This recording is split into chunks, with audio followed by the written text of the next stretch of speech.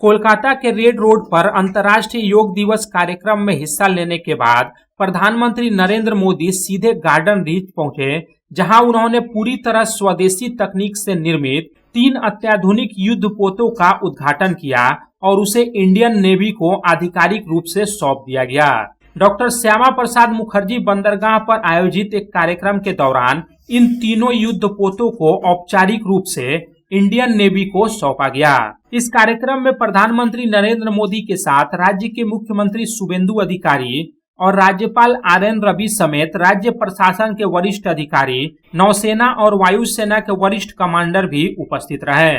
प्रधानमंत्री नरेंद्र मोदी द्वारा उद्घाटित किए गए इन तीनों युद्धपोतों के नाम INS दूनागिरी, INS संशोधक और INS अग्रह है, जो अपनी अलग अलग विशिष्टताओं के लिए जाने जाते हैं। INS दूनागिरी अत्याधुनिक स्टील्थ तकनीक से लैस एक फाइटर फ्रीगेट है, जो दुश्मन के रडार को चकमा देकर उस पर सटीक हमला करने में सक्षम है।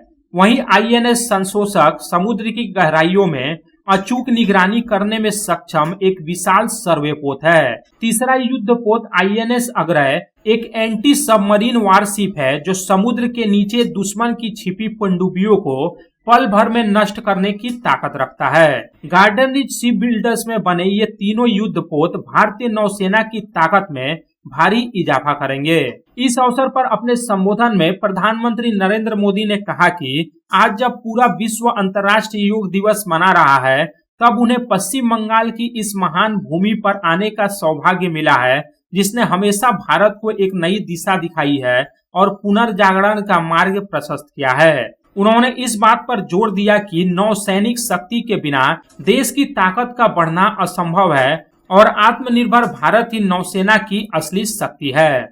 जिस नए समुद्री युग की ओर बढ़ रहा है, उसमें पश्चिम बंगाल की भूमिका बहुत महत्वपूर्ण होने वाली है। यहां बंदरगाहों की क्षमता है, यहां उद्योगों की क्षमता है, यहां प्रतिभा है, यहां कौशल है, यहां समुद्री अर्थव्यवस्था को नई ऊंचाइयों तक ले जाने की क्षमता है। मुझे विश्वास है कि आने वाले वर्षों में पश्चिम बंगाल भारत की blue economy, maritime manufacturing, logistics और कोस्टल डेवलपमेंट का एक महत्वपूर्ण केंद्र बनेगा। साथियों, भारत ने हमेशा से समुद्र को सहयोग का माध्यम माना है, लेकिन भारत ये भी जानता है कि शांति की रक्षा के लिए सामर्थ्य भी उतना ही आवश्यक है।